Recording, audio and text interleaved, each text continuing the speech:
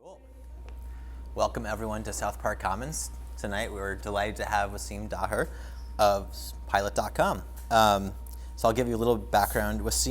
I met Waseem actually through, my wife went to MIT as well and was roommates with Deborah, and also Jeff Arnold, his co-founder, went to high school with me in Virginia, and just heard a lot about this really, really smart guy. And over the years I've learned that he's a great character as well, just very helpful.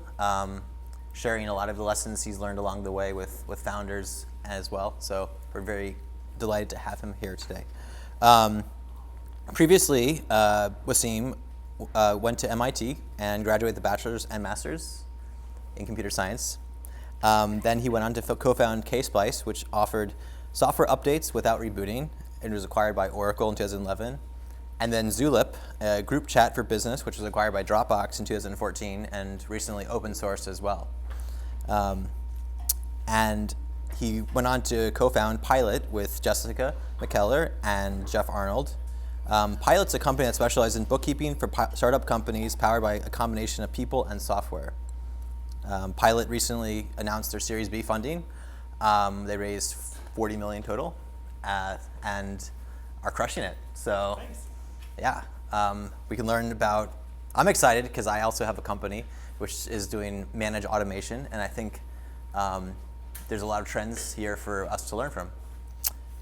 Cool. So can you share a little about your background and why you decided to become an entrepreneur versus other career paths?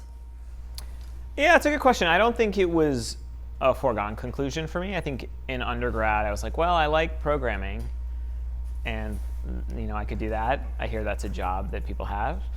I think the thing I was a little bit, I liked the idea of being a bit of a generalist, which is like in high school and then also in undergrad, and just generally speaking, I like this idea of like wearing a bunch of different hats.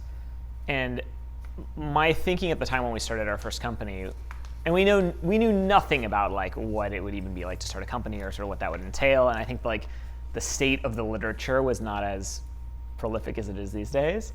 But I think my thinking at the time was like, okay, I'll do a bunch of different things. I'll get to learn a bunch, and like if it doesn't work out, I'll go work at Google or whatever. Nice. It felt like a fairly low risk thing for me personally, just at the time, and it felt like it would be an interesting way to just learn a bunch of different stuff. So I think for me, like my own curiosity was kind of the thing that kind of first got me into it, and I think what got me hooked is the fact that it sort of like ratchets up in difficulty as you get better. Like it is always hard, Right. And it's differently hard, and your day-to-day is constantly changing. So I think one of my fears about like, well, will I be an engineer somewhere in my like 20-year-old head, which again did not know that much, was like, will I get bored of it? Which actually I don't think I would have had I pursued that path, but I think one big motivation for me was this idea that like, it's just gonna constantly be different and changing. Nice. And do you think that talented younger folks should also consider starting a company right out of school, or should they get experience first at a company? That's a good question. I don't know that there is one right path. I think for me, one of the reasons that was compelling about doing it right out of school was like really the timing of it, that there was a cohort of other people that were super smart that I was excited to work with, and it was like, well, this is happening and we can either all do this now or like we can not do that now. And I think that's what sort of made it compelling for me. It's like, okay, we have the team, and in fact we started with the team and then we're like, well, what is this team gonna do? And I think the presence of the team is probably what roped me in, and I think had the team not been there or formed, I don't know that I would have been like, well, I'm just gonna do it by myself. I'd probably like be at Google right now. Interesting. So you obviously had quite a few successes with Ksplice, acquired by Oracle, and Zulip, acquired by Dropbox within a year and a half of founding it. What would you go back and tell yourself when you were starting out? I think, especially in the first company, it was just like a very high stress situation where we worried about everything. And I think like literally of all the things we worried about, basically none of them were material or really mattered. And we just expended a ton of like energy and stress and time agonizing over things that were ultimately just like not relevant to the outcome of the business. And I think the way some of that manifested is just like we worked all the time in a way that wasn't very healthy. And just like everything was constantly on fire. So I think the biggest like lesson I would give my past self is it's probably not as bad as you think it is, or just like step back and actually try to soberly analyze, is this like an emergency? Do I need to put out this fire right now? If so, yes, like cancel your dinner with your friends and like put out the fire. But like if it can wait until tomorrow morning, probably you as a human being like will be less stressed out and you will like enjoy your life more if you take the time to indulge in the other things you enjoy doing besides working. Nice. Cool. Any follow-up questions on the background? Yeah. I was wondering, how it's been sort of having a co-founding cohort, for such a long time over multiple companies. What have you found to like, stay friends or stay, awesome business partners, colleagues over that time? So the question was basically, what are the lessons or takeaways from having a co-founding group that's been together for a while, or kind of like, what do we do to invest in the relationship? Yeah, like how have you kept that healthy, like throughout the stress? So, those sorts of things. It's a good question. I mean, I think the thing that is sort of most interesting about it for me is it's just like such a known quantity. Like I know Jeff and Jessica super well because like we were friends in undergrad and then we did these companies together, and like I've just worked with them professionally for like 11 years at this point, and I've known them for probably 15. That doesn't mean that we're like always best friends. Like there are definitely things that each of them do to press my buttons and vice versa. But I have like a very detailed mental model of like how each of them will operate. And I think if you asked me like, what is Jessica's opinion gonna be about XYZ, I could tell you with like 95% accuracy. And they could definitely do the same about me as well. And so I think just like the known quantity or like predictableness of it like has been useful because it's one thing that is just de-risked about a situation that is naturally like incredibly risky. Now the flip side to that is like there is stuff where it's like, you have been doing this thing and it's been driving me crazy literally for 10 years. Like there's some very like deep-seated stuff that probably also like does need to get worked through, but I think overall it is much more positive than negative. Cool. Yeah. Before this, that the differences between the companies that you have founded is fascinating, just case wise, and they're all like so incredibly different. Do you think that's incidental, or do you think there's like a deliberate feature there where you've sought out new experiences in choosing what you work on? I think the biggest thing probably that has caused my thinking to evolve, and probably principally between Case Blice and the second company, and Zulip and this company obviously as well, is I think our intuition is I think a bit better well honed on the question of market size. I think when we were first starting with Case Blice, it was like, look, we have this cool technology. It seems useful, like we would use it, but I don't know that we had a very good kind of like narrative or really analysis of, well, how big could this company be? Whereas I think with Zulip and then with Pilot, certainly, I think we just had better intuition about like, well, is this going to be a thing that is really big? And I think I say this a lot, which is like, I would give us like an A+ on market identification on Zulip. I'd give us like a C- on execution. But I think what that was sort of informed by is like, I think we just had a better sense of, look, this is a problem that lots of businesses have, and the state of the art isn't very good, and there's budget for it, and there's a buyer for it, and like it has the properties of a market of size ABC. And I think with Pilot, that was even more so the case, where we're like, who has the problem of bookkeeping? It's literally every company. Is it a nice to have or a need to have? It's like basically legally required, and like how much does it cost? Actually, it's pretty expensive. Like you multiply all those things together, and like the opportunity is very large. So I think that's probably the biggest thing that has shifted about my own thinking. I think just being a bit more thoughtful about, well, how big is the opportunity and how would we tackle the opportunity? Any questions about personal, like the background before? So you mentioned Zulip, right? You gave yourself or the company C- on execution. But what I've heard is like in the tech side was pretty good. Like what do you mean by that score? Like what could you have done better? Sure. Well, the tech was very good. Yes, this was that was the grade. Well, I'm going to give ourselves an A+ on the tech. Like Tim Abbott was very, Tim and Jessica and the team that built that tool, like they did a great job. I mean, I think if you just look at Slack, like I think we had the opportunity, had we done a couple of key things very differently, which we didn't, I think there was an alternate universe in which, like, we realized that this was a problem. We just didn't, at least in my opinion, we didn't build the right thing. And that is a contrarian opinion. I don't think Tim would agree with me. I see. So you mean by the product, or like how you grew, like the marketing, or like have you? A bunch of stuff. I think like the product, I think not having a super strong designer on the team super early on. I think like certain things around the way we executed, possibly like where the company was physically located. Like there's a bunch of stuff that I think, kind of factors into that. So moving on to the tactical section, a lot has been said about slower sales cycles to larger clients, and actually Y Combinator has been pushing us to move down market to get faster traction. Do you see, and there's like a lot of prestige as well to having like a big name player, like I have a pilot with Facebook or I have a pilot with Google. What do you see as like the first few deals as useful for validating that you actually have a product and that you can go to market? Sorry, the question is like. So when you first start a company, what do you look for in your first couple of customers? I mean, as much as possible, you're trying to determine whether people actually want your thing and whether they want to pay the amounts that you want them to pay for your thing. And like the most bulletproof way to do that is to get them to actually buy it. Now, the challenge is sort of, as you pointed out, it's easy to get a smaller, faster moving company to buy a thing that's probably less expensive, and it's much harder to get the big enterprise client to go buy the thing. Like, in general, my bias is probably in favor of trying to get some quick wins initially just to demonstrate that you actually have a thing that people want, that they will give you money for it. And then you can use those smaller customers to kind of ladder up to winning the bigger accounts, because I think your bigger sales are in general going to be more skeptical and slower moving, and they'll want to see the case study, and like no one wants to be your first client.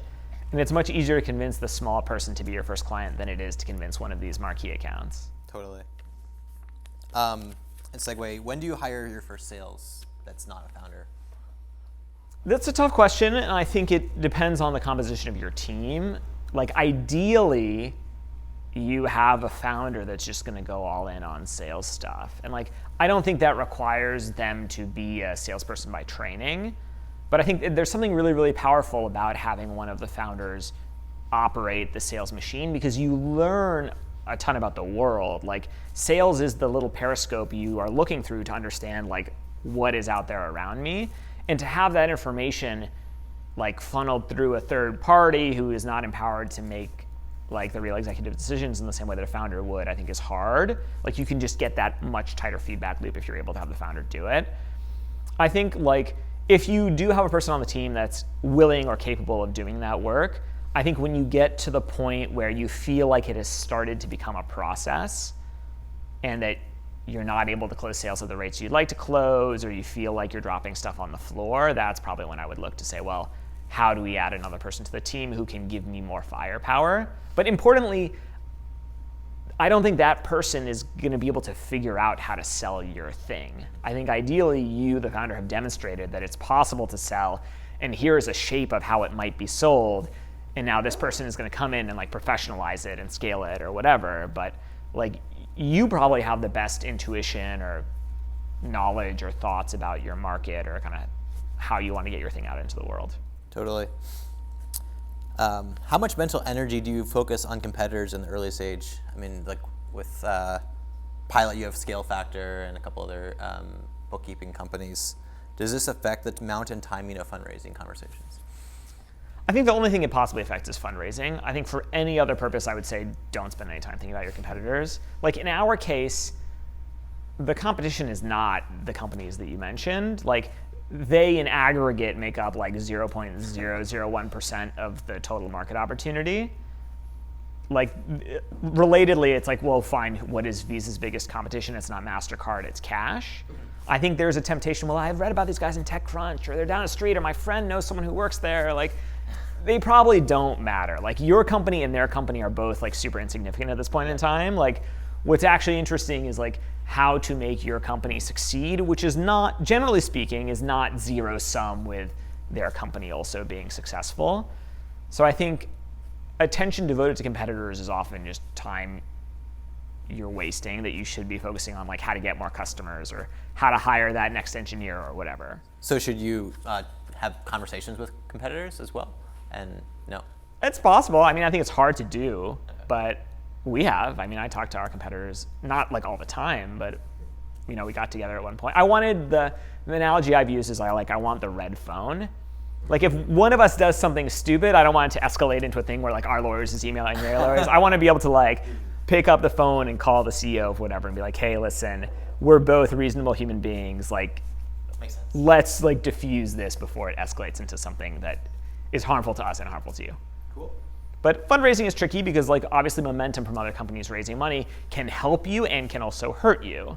Like if a company in your space has raised a bunch of money and some other VC like wanted to get in that deal and they couldn't and they want to park money in that space, like maybe they'll give you the money. But if your competitor has raised a ton of money and there's this perception of like, oh, they've won the category, we're not going to fund anyone else, like obviously that's hard. Cool. Pilot opened a new operations office in Nashville. I think it was 4,500 jobs. Would you consider having a distributed engineering team as well? And in general, do you think remote teams are effective? It's an interesting question. I think if you build the right structures into the company from early on, and also corollary of that, if you like have the right tooling, yeah, remote or distributed teams can be very effective. It's not what we're choosing to do with this particular company. I would say that my biggest like distributed team experience was probably actually from the time we were at Oracle. Like after Oracle bought Ksplice, Oracle like has the ability to hire anyone like in any part of the world and functionally infinite money compared to like our little company. Yeah. And we wanted to hire these like people with deep Linux kernel expertise, and they were frequently in like countries all over the world. And we're like, cool, let's do it. Like we hired a guy in the UK, we hired a guy in Israel, we hired like someone in Eastern Europe. Like they were just all over the place. And I thought that was awesome because it meant that a bunch of talent was accessible to us in a way that, when it was 12 or 15 of us in that apartment in Central Square, and like you kind of had to be in the apartment to work at the company, like we didn't have the like logistical bandwidth to like incorporate in whatever country to do the thing, to hire the person, to deal with like the complicated labor laws of country XYZ. So I think one of the things that makes it hard for startups to do that internationally is probably the like legal constraints. It's hard to say. I mean, I think people have built great companies both ways, and there are definite pros and cons. The pro being like accessibility of talent. The con being like there is something super high bandwidth about sitting right next to the person who's also working on the problem you're working on. Makes sense. What industries do you see as ripe for disruption going forward? That's a good question. I like stuff that's super boring. Like the more boring it is, I think the more interesting it is, because generally what it means is like the benefits of like smart, talented people who can develop technology probably have not accrued to those industries as much, because like your 21-year-old Stanford grad is like not that jazzed up about working on bookkeeping or whatever. They're much more likely to make, this analogy is going to date me, like I was going to say a photo sharing app, but that's like very 2008 or whatever. So I think like the places other people aren't looking, or the places that are like quite entrenched or sort of old in terms of like the sort of the state of the industry, are interesting ones because you can actually come in and make something that is or can be 10x better. And I think that's sort of the lens I approach it from, which is like, well, what is the status quo today? What could we make it if we applied a smart, talented team to this problem? How big is that delta? Is it great enough to overcome the inertia of the existing solution? And do you need domain expertise to do that, or do you hire that? What do you see? You think a founding team should have the domain expertise or not? I think the founding team should have exposure to the problem, and ideally should have a visceral understanding of the problem.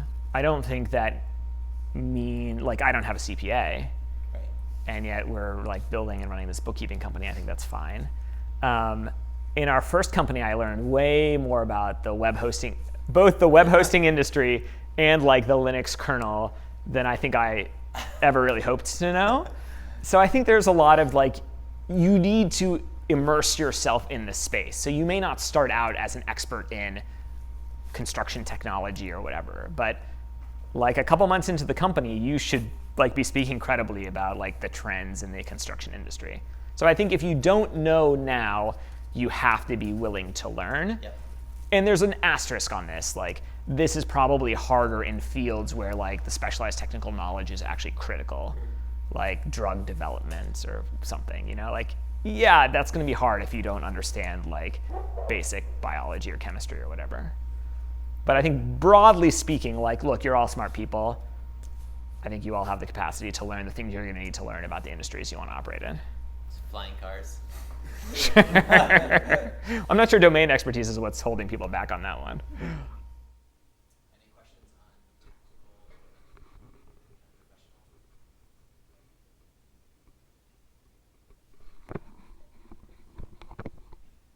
I'm curious as to how you get with Pilot, how you got your first set of customers to sort of help build the alpha version with you if you went down that route, and what were the relationships sort of you forged on the way, and what's a good way to go on with that process? Sure. So the question was about, you know, how you got your first customers. And with Pilot, it was sort of like unfairly easy in the sense that the abstraction of Pilot is like, there's a person who works at our company that does your bookkeeping in QuickBooks.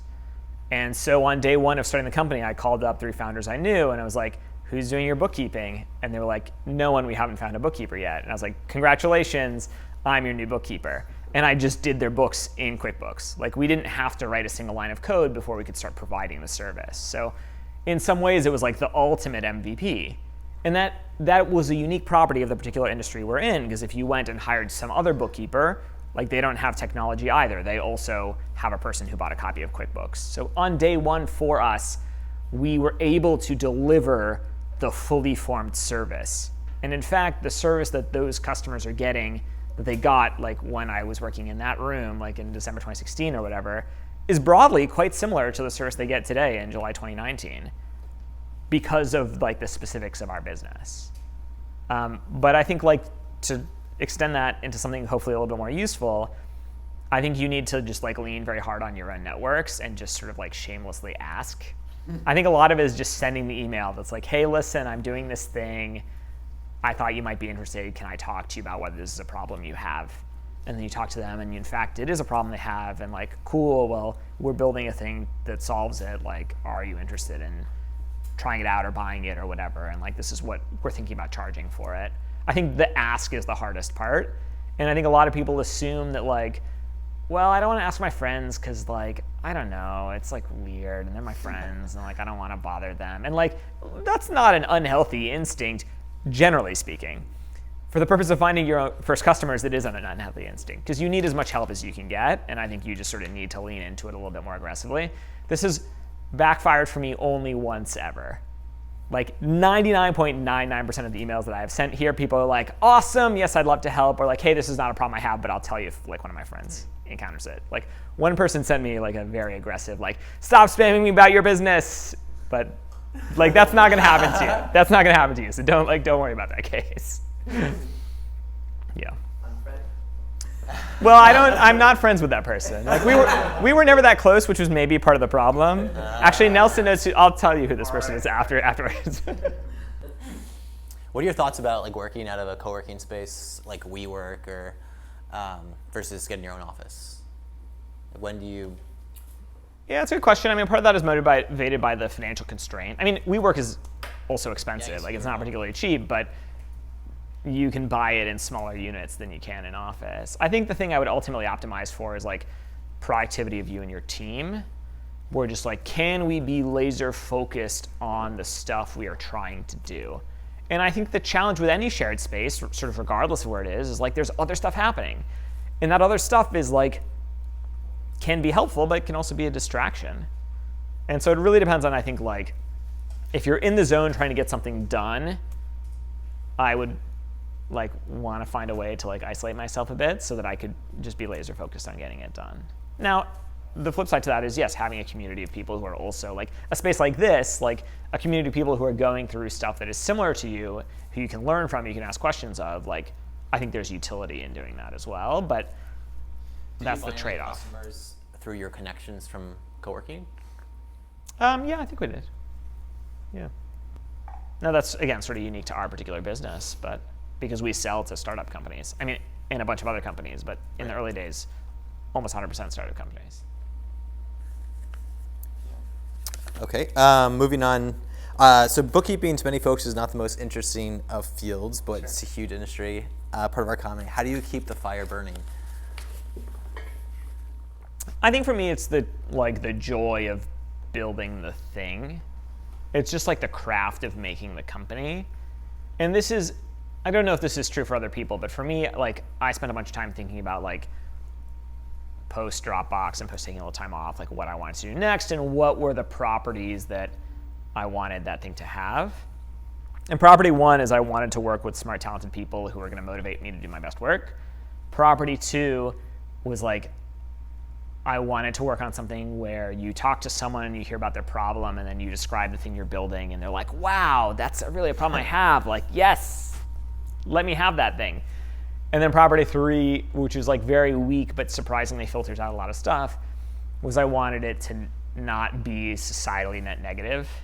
Like, let's do something that is like neutral to positive in the world. Like, we don't have to be curing cancer, but like, you know, I think Dropbox was a good example of this where, it was not like, solving hunger or whatever, but it was like, well, we're making people collaborate 10% more effectively or whatever, and there's, utility to that in the world where, yeah, sure, I think like there are a bunch of companies that fall to the left of that line that I wouldn't be that excited to start or work at. I mean, that's for me personally. I don't judge anyone for just kind of having a different rubric, but those were the constraints for me. And what's interesting about that is like none of those constraints really specify the problem domain that precisely. It was just like, I want to make a thing that people want with people that I think are smart. And then I think for any given domain, like as you learn more about it, often you like find a bunch of like quite interesting problems somewhere in the process. Like it may not be about like the specific topic area of bookkeeping. It may be like, well, here's how I'm going to like build and scale an engineering team, or here's how I'm going to like get a sales team started, or here's how we're going to think about marketing, or here's how we're thinking about like hiring or employee retention. Like there are a bunch of sort of sub problems in the problem. And then I think also every problem, like if you dig deep enough on it, like there's often a kernel of something that's like, oh, this is actually like pretty cool. And bookkeeping, the thing bookkeeping is most like, as it turns out, is debugging. So it scratches actually a lot of the same itches as like debugging a piece of code. Interesting. I see a lot of the same medical billing. It's not the sexiest of industries. Right, but you're just like, you're slowly kind of slicing through all that and you just like kind of get into the problem and you're like, oh, like we've actually made something elegant here. Yeah. Or like, wow, this does suck and we're gonna like make it better. Totally. So I think it's the joy of solving the problem. Like I love hearing from our customers that like, wow, this is way better than like my previous bookkeeper, or this is way better than I thought it was going to be, or like, I'm not losing sleep over this because I know you're taking care of it. Nice. Like that's what gets me pumped. So it's hard not to read about like changes in society from climate change, housing, income inequality. What kind of responsibility do smart and gifted folks have to national societal goals, or are they better served through earning to give and philanthropy? Sure. Yeah, I mean, this is a hard question, and it's one that I don't know that I have a satisfactory answer to, in the sense that, like, you're totally right. The world has all of these huge problems, and, like, we've assembled a team of super smart people. Yeah. And would the efforts of that team of super smart people be better pointed at, like, solving hunger or any of the issues you described? Yeah. Like, probably. I mean, I don't know. It's a tough one because I think the sort of closest I've gotten to it is like, well, my particular set of skills happens to be uniquely well suited to like starting and running these technology startup companies. And the way that I can kind of like add the most value is by doing that. And the way that hopefully I can contribute most is, as you said, like turning that skill into dollars and then applying those dollars to solve these larger problems. That's also like a little bit of a cop-out though. Like there's a step of indirection in there, and like maybe the thing that would be more value creating is like for that not to be the case. I think by virtue of like the complex interaction of like the capitalist system and this talent pool and da-da-da-da-da. Like, it turns out it's easier to assemble, I think, a team of super smart, talented people to solve a problem that looks more like a technology company because of just like the inherent structures of like equity and like the sexiness of Silicon Valley, et cetera, et cetera, et cetera. Whereas I think the challenge with like, I mean, the thing I've heard about like a super mission-oriented nonprofit, for example, is the mission is important to get you excited, but it's not enough to make the bad parts of the day-to-day good. So I think mission cannot be the full motivating thing. It has to be like mission plus like good management plus an amazing team plus like the feeling that we're succeeding plus da-da-da-da-da-da. And I think it can be hard to kind of just like get all of those elements in the right place. Are there companies you wouldn't deal with, like oil and gas companies or, I don't know, tobacco manufacturers? Or do you feel like that's not the role of a business to choose who their customers are? This is hard, and I don't have like a well thought out answer to this question. I think Jessica's answer to this question would be, I can tell you what Jessica's answers would be, I can tell you what Jeff's answer would be, and then I'm kind of like somewhere sort of in the middle. I don't know. To be honest, I don't know. Yeah. And I think as the company grows, it's something that we will have to spend more time thinking about. I think there is an important part, which is like articulating the values of our company and like what do we stand for and what are we trying to do in the world. Then there's a sort of second question, which is like, you know, ultimately I serve the shareholders. Like that sounds kind of lame too, but it's like, I think there is a place, I don't know, is the short answer. And I'm not looking forward to confronting that question because I know it will be like agonizing and annoying to me. Totally. Well, at least you're thoughtful about it. What are the life hacks you have to unwind and reset mentally? Weekends, evenings, mornings? Yeah, I think it's just important to like work when you're working and not work when you're not working. That sounds sort of like definitionally true, but I think the things that have been most frustrating for me historically, kind of in my past experience, are times when I felt like super behind on stuff and I was like, well, you know, if I just like power through for a little bit more on this, like maybe I can just like finally get this thing done. But like I wasn't in a place where I was actually doing productive work. So I like didn't actually accomplish that much. And I like burned through that evening that I would have rather spent with a friend or whatever, or that, you know, weekend afternoon. So I didn't succeed on either count. I didn't actually get any work done. And then I was feeling like doubly like depressed or unsatisfied because one, I didn't get the thing done, and two, I didn't actually take the time off.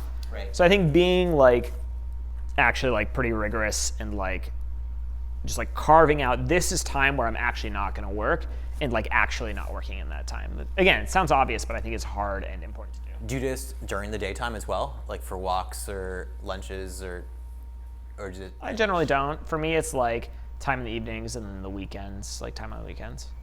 Generally, like when I'm at work, I'm just like at work, and then that's fine. For me personally. Yeah. What's an influential book you've read and how did it affect you? This is like, this is actually a little bit back to your question about kind of sales. Yeah. I think this guy, Pete Kazanji, spoke here a year and a half or 2 years ago. He's working on this book called Founding Sales, where like right now there are a bunch of like Google Docs chapters. And I actually thought they were super good. Like it did not change my like life philosophy, but it was definitely very helpful in thinking about like how do we get this sales machine kind of up and running. So I thought that was worth checking out. And his stuff in general I think is very good. What's his name? Angie? Pete Kazanji. He has a company called Atrium, but not the law firm one. Yeah, So he owns the domain? He has atriumhq.com, I think. Okay. So I think neither of them have the domain. Nice. Yeah. So that's why you got to get the domain. Cool. Oh, yeah, when do you buy domains? When do you buy domains? I mean, not doing it, but I mean, here's, you know, it's interesting because we raised a big seed round, Yeah. one that was, I think, bigger than we thought it needed to be, under the theory that it was like better to have the capital than not. We raised like a $3.3 million seed round, and I think we thought we needed like 1 point something. And in retrospect, I'm glad that we did because it meant like when we had the opportunity to buy Pilot.com, which was a whole long and arduous process that we can talk about later, like we had the cash and we could do it. Whereas had we raised less, I think we wouldn't have because we would have been like, well, it's really expensive and I don't know if this is the best use of this capital, da da da da da. But like in retrospect, I'm super glad that we did it because it allowed us to start to build the name and the brand for the company in a way that like would be harder to do later. So were you going to rename to keep Pilot as a name but not have the domain? The company used to be called Zapgram, Right. which was a like intentionally bad name that we chose to be the placeholder Right. name so that we would rename it later. So it could have been, if Pilot.com wasn't for sale and a different one, Feather.com or something. Yes, it was almost Swan.com. Yeah. Cool. Yeah. Well, thanks. Yeah, of course. That's all I have.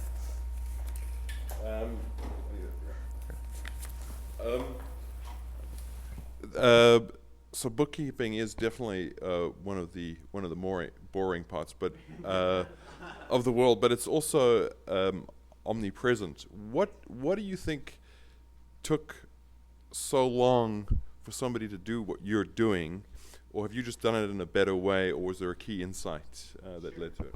Yeah, I mean, for every business I ask, like, why now? Like, why doesn't this company already exist? And if you don't have a good answer to that question, that sort of makes me nervous because it's like, well, maybe there's something structural in the world that like wants this company not to exist that you just haven't figured out yet or haven't seen or haven't observed in some way. I think for this company, there are sort of two things that factor into it. One is, this sounds like kind of bullshitty, but I think it's right, is like the rise of APIs or like the cloud. Like broadly speaking, 10 years ago, or certainly more than 10 years ago, like a lot of the source data that was going to go into your books was not fully online in the way that it is today. Like 10 years ago, there wasn't Gusto, there wasn't Stripe, Expensify like was barely a thing. I think QuickBooks Online had just started to exist, but was terrible. Like it just was not easy to programmatically ingest a lot of the data that you needed to do the bookkeeping. Whereas now, like all of this stuff is electronic and for the most part has APIs that you can just like pull the data in from. Is sort of piece one. And then piece two, I think, is a change in consumer behavior, where I think even as early as 10 years ago, or as late as 10 years ago, you maybe wanted to go down to Main Street to meet your bookkeeper with your box of receipts and like to talk to them face to face. And I think increasingly, the buyer today wants to transact this stuff online. They may not even want to talk to you on the phone. They may want to just like send you an email or send you a text or whatever. So I think the two things are like, the data is available, which enables us to do this in a fully electronic way. And we can do it mediated by the internet because like that's what consumers want. And I think it's the combination of those two that make it possible to do Pilot now in a way that I think even 10 years ago we couldn't have, because I'm not sure those elements were there or were as present as they are now. Is it scary or less scary doing your third company versus your first company, and what lessons you've learned along the way? It's less scary in that like I kind of understand the broad strokes shape. Like I'm stressed out about different things is maybe what I should say, which is like I kind of feel like I understand more or less what's supposed to be happening now, and the ways in which it is stressful or like that I worry are, it's not that they're more tactical, but it's like, how do we make sure we're growing at the rates we want to grow? Or how do we make sure we make a good hire for this particular executive role? Like they're a little bit more constrained. Whereas I think in the first company, there was just like a lot of existential angst about everything. Now this company is also like much bigger and going much faster, and like just everything is moving at a rate that definitely our first company and our second companies didn't get to either. So there is this certain amount of like, wow, like 100 people work at this company and we spend a ton of money, and like it's an expensive machine to continue operating, and you can see like how long you have to figure it out, and like that window is shrinking and like all this stuff. But I mean, it's nice to be able to look back on the two prior data points and to be like, well, last time this is what we did and it worked, or last time this is what we did and it didn't work. Let's not do that particular thing again.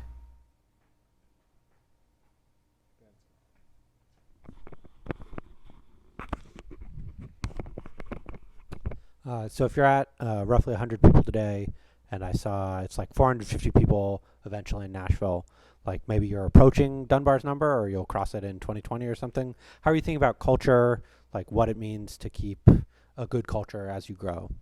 Yeah, definitely. I mean, this is like an active area that we're working on this quarter, is to really do the exercise of like writing down and articulating like what are the values of Pilot, like culturally what are the things we care about, both sort of like internally and in the world. And I think at this size, you have to write that stuff down, and you really have to repeat it like all the time, because new people are constantly joining the company, and they don't have the context that like you and the people that used to be there have. And so I think this is an area where I wish we'd done it even a little bit sooner, but it's an area of active investment for us right now for the exact reason you mentioned, which is I can definitely name everyone at our company. I mean, I probably could not produce the full list of 100 people today, but like if each of those people walked up to me right now, I could be like, hi, so-and-so, like I would recognize them. But that's gonna change, and like that's scary to me. So I think, yes, we're trying to make the investments now where it's like, okay, how do we institutionalize the things we think are important? You mentioned how you sell right now into a segment that existed, and it's building a better mousetrap, so to speak. I guess, have you had personal experience with, have you thought about, how do you think of other people working on things in categories that don't exist? And I don't mean like frontier tech, right, where it's still like, oh, you're building this new thing. But instead you're trying to carve out or create new intricacies or nuances in what already exists. And a lot of it might be because of what you're talking about, right? Like things are enabled now that weren't a few years ago. How do you think about the sales cycle, the process? How do you think about positioning that? How do you think about both to customers and to investors? Like the thing that comes to mind is Teal talking about Aaron Levy trying to sell cloud drives, and everyone's like, what the hell is this? I have a USB stick. That's all I kind of need. How do you think about the differences in those kinds of things and how to build a company across those different kinds of categories? Sure. I mean, CasePlace, our first business, I think, had more of the new market shape, or we had a capability that just like was not possible before.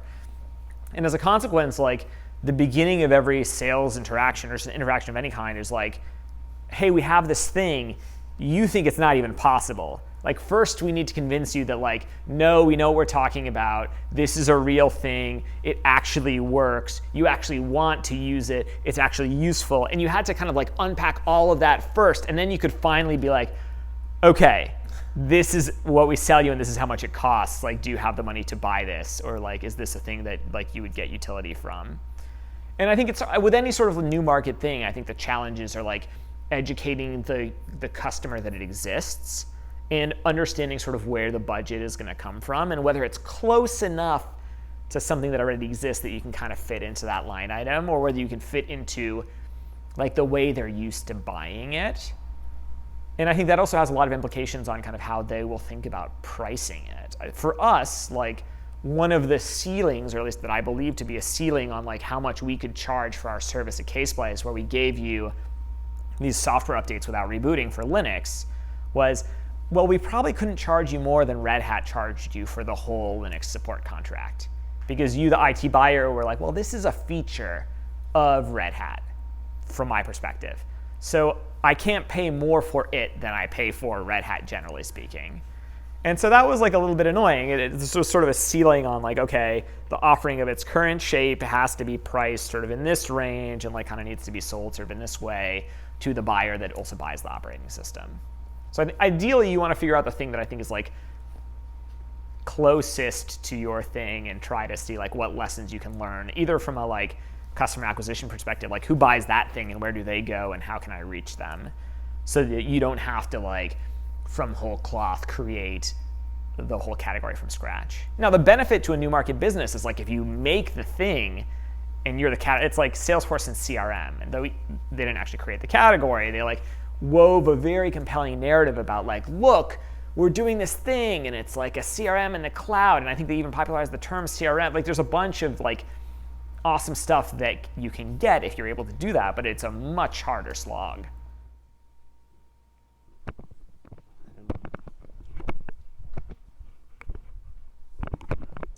Hi. So you mentioned before that you want to look for areas that are kind of boring, or areas that people don't normally think about, like really unsexy in Silicon Valley. Do you have any like strategies, or you have a methodology for going about for like identifying these things that might be kind of like might glance over because they're like innately, they're boring innately. So yeah, any methodology or anything like that for identifying those? We just talked to a ton of people, and in particular, we kind of tried to talk to like the most boring people. Like not literally the people that were boring, but like we spent a lot of time talking to like the finance team at companies, or like the HR/people team, just like places where I didn't feel like, oh, there's a bunch of amazing software that it's targeting this use case. To be like, what are the problems you have? Or like, tell me about kind of like what you do on a given day. And like, does it seem like this could be done better? I think for me, my attitude has always been that like, I don't think I'm smart enough to just like sit in a room and like think super hard and like come up with an idea. The way that I want to kind of like figure out what to do is I want to talk to a bunch of people and be like, how are you spending your time? What are the 3 top things you're worried about right now? And then like, how do I use that as a catalyst to figure out, fine, is there an interesting problem here that I can solve? There's a school. Oh, yeah, thanks. There's a school of thought, and it's certainly one that I've grappled with in some businesses that I've created. And I'm really curious, especially in a founding team, the role of a CEO and a role of a COO. And I know you and Jeff have done that several times. Where do you some people would say that they should be one and the same. You obviously have a different school of thought. I'd love to hear your take. Yeah, for us, I don't know that the titles started out having that much meaning. Like, Jeff and I have actually switched titles. In the previous companies, Jeff was the CEO. Functionally, I'm not sure that the things that Jeff and I do in this company are significantly different than the things that Jeff and I did in the previous companies. So for us, like the reality of our company is that it is run by the 3 founders. And I think most decisions of significant substance are basically made in a consensus way by the 3 of us. Now, like ultimately, yes, I am the CEO and I will break ties or whatever. But at least with our team, if the 3 of us don't agree, that probably suggests that like we should be digging a little bit deeper. Unless we have concluded, okay, there's actually, these are irreconcilable differences. It's not that you see something about the shape of this problem that like I don't yet see. So I don't know. Now the danger of that is like you want everyone to have a clear area of ownership. I don't think it necessarily needs to perfectly map to the title. I think there are things that are like very obviously Jeff tasks and things that are very obviously Waseem tasks and things that are very obviously Jessica tasks. And I think having clear delineation there is important, just so like everyone feels ownership and so you're not just like constantly stepping on each other's toes. But kind of how that maps to title I think is not as important, except for how that maybe affects like fundraising conversations or like external press or whatever. Like as CEO, you know, when we do press stuff or when we do fundraising stuff, like I should be the one like taking point on that stuff. Did that answer your question? I sort of, perhaps almost a follow-up, continuation of what you were saying. How would you respond to an investor saying, why do you need a COO at this point in time? You're in it to work. Sure. Yeah, that's a good, I mean, and that's definitely like we got pushback of that form in like 2009 when we talked to investors. I think increasingly there's a little bit like people are more chill about it in the sense that like, fine, it's a title because you're co-founders and you all want like titles that, you know, sound substantive. I think people prefer that configuration to, oh, we're both CEOs. Then everyone's like, who's making decisions? Like, who's actually in charge here? So my suspicion is that investors these days are kind of more casual about it, where what I say, look, is like Jeff and I both think deeply about, you know, strategic aspects of the business. These are the areas I own. These are the areas that he owns.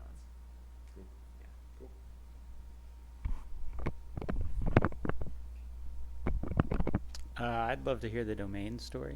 Sure, okay. So how we bought Pilot.com. It was inspired in part actually, I think, by how Stripe bought Stripe.com. So the first thing we did is we made a long list. We wanted a single word English, spellable, pronounceable domain name where the .com like would be acquirable. And so the first thing we did is we made a list of like words. And then we like looked if like that .com was not obviously like super duper in use. Like, was there a chance that this person might possibly sell this domain to us? So that obviously culled the list a fair bit. Ideally, like the domain should like not appear in use. Like maybe there's a landing page on it or like doesn't look like a real company owns it or whatever. So that culled down the list a fair bit. And then like Jeff, Jessica, and I sat in a room agonizing over like, no, I don't like this name, no, I don't like this name. And there's like a bunch of names that got vetoed, so that kind of like further culled the list.